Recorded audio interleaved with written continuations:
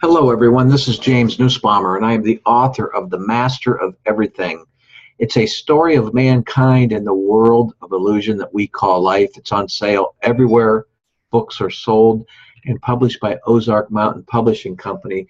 The sequel is on its way out, too, called Mastering Your Own Spiritual Freedom. But I hope you'll pick up a copy of this book right here because it's building momentum, and I really would like to see you part of that momentum. Today, I get so many requests on Facebook about how, in particular, this topic is how do we know our life's purpose? How do we know what we're going after? And so uncovering your true purpose in life. When we're not living our true free will, it seems to be so easy for time to help us get off track, doesn't it? A normal reaction to the frustration of not being on the path that you truly want is like to try to make quick fixes along the way, and which only gets us further off track. No matter what our circumstances, our greatest hurdle seems to be trusting our spirit, the naturalness of what we are, that natural divine guidance system that is just embedded in us, that is really who we are, beyond the cloud cover of all the falsities that we think about.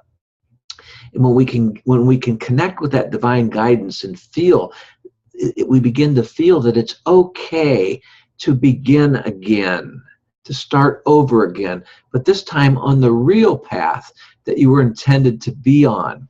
I'd like to read you something real quick out of my book, The Master of Everything. This is in chapter 18. It says, it seems there is a gap between what we perceive and what is actually true in regards to our true free will. Let me tell you a little bit about myself, first of all, in this respect. The 21st century dawned before I knew it. And by this time, I was pretty much established as a financial advisor. More and more of my client base was made up of the affluent. I was spending a lot of time in Clearwater, Florida, organizing and expanding my business practice into a branch office while enjoying warm winters, and my travel was extensive. I began rubbing elbows with the country's top advisors, learning their secrets and their ways of living the good life. They welcomed me, and they were always helpful to pull me along and be a part of their team. I noticed there was one common theme, though, among these individuals that I just didn't seem to have. It was as though they all seemed to truly have a passion for their business before the money, before even considering how much money we're making. They just had a passion. It seemed to be their life or who they were. It was the track that they were on, and they loved it. This was something that I just couldn't feel, and I struggled with being off track. It was a lost feeling of not belonging. I was playing a game of pretending to be something that I was not.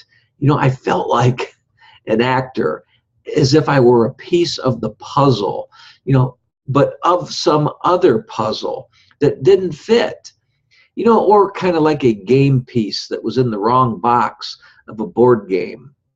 Remember those board games that we played when we were little kids? I don't know if the kids today do that anymore, but it was kind of like that. And although my efforts did pay off financially, so I was able to taste the good life, but I was really fooling myself. I knew it was really not my good life. It was not my good life that I was tasting. It was the good life that the world painted a picture of that made me feel that I had to accept. I felt really no true rewards. A Course in Miracles states, yet the real world has the power to touch you even here on earth because you love it, because you love the power that touches you, and what you call with love will come to you.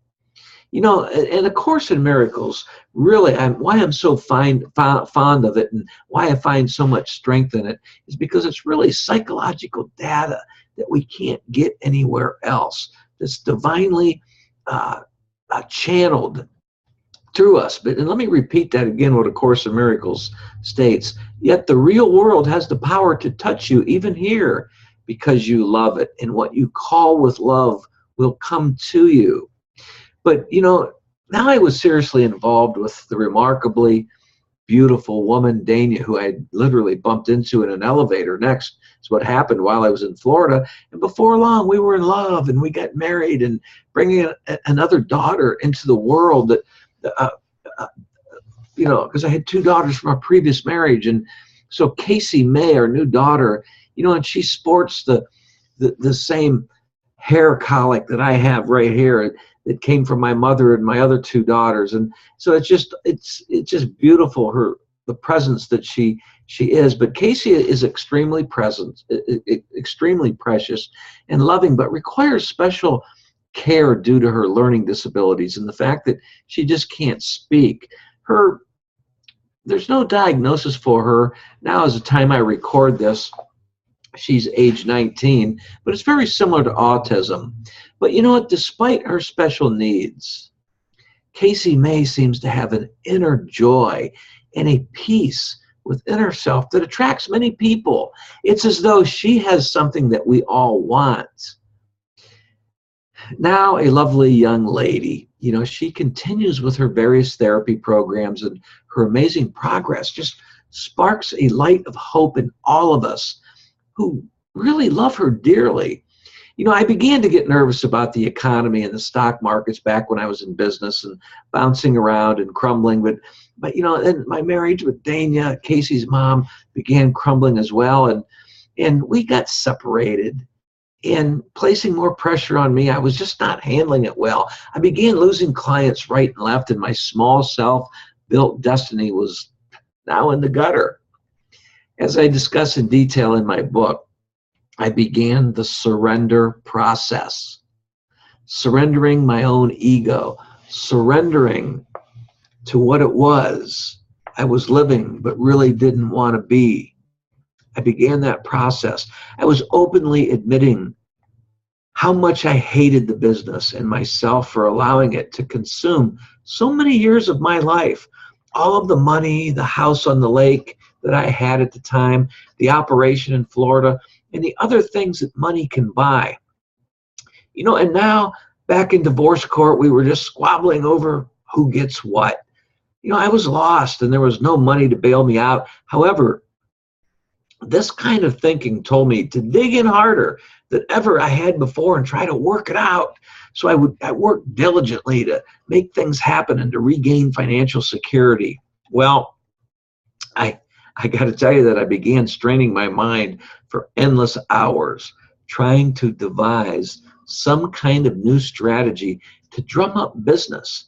But I had to hurry because I was running out of money fast. And this drumming up business plan was also costing me money. I was making promises I couldn't keep.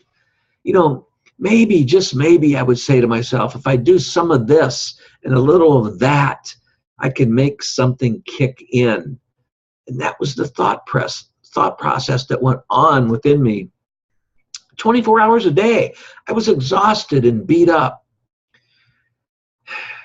Let me tell you, this was not very good for my emotional condition, and I knew help was needed. As I began to mortgage the house and take out loans that I had no confidence I'd be able to repay, I was looking for answers, and I wanted them fast. I read all the motivational books recommended by the high achievers in my industry and listened to the many recordings of the masters themselves. I went to seminars on change, optimism, healing, you name it, and nothing was able to save me. Something kept pushing me to search further and not give up hope. My boat was sinking fast, and I needed rescue. I found my way out by pursuing my true free will. Here's to your true free will. Thanks for listening to me and putting up with me. And let me just quickly add that I have a system I use to claim real abundance, my true free will, by earning attractive residual income online, doing what I need to do that helps other people help other people, and so on and so on. It's a great system run by good people. If you'd like to know more about it, there's a link on the description box of this YouTube video to my jamesnussbaumer.com website. Feel free to click on that and go from there. Research the links that are there, a couple of videos, some blogs that I've got there, and see what you think. But anyways, thanks for putting up with me, and I hope the best for you. And I hope that you just always live your true free will, regardless of what the world tells you that you need to be doing. God bless.